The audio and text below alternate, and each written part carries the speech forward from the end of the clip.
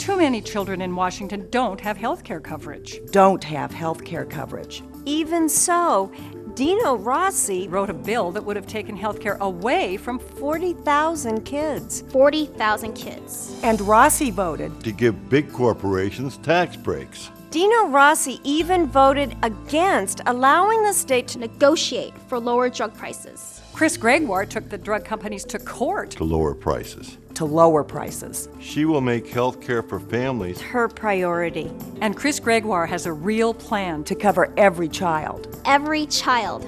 This year, there's a real difference between the candidates for governor. This advertisement is not authorized or approved by any candidate. Paid for by the Service Employees Council, PAC 152 Denny Way, Seattle, Washington 98109, whose top 5 contributors are SEIU COPE, SEIU Washington State Council, Kim Cook, Adair Damon, and Dustin Frederick.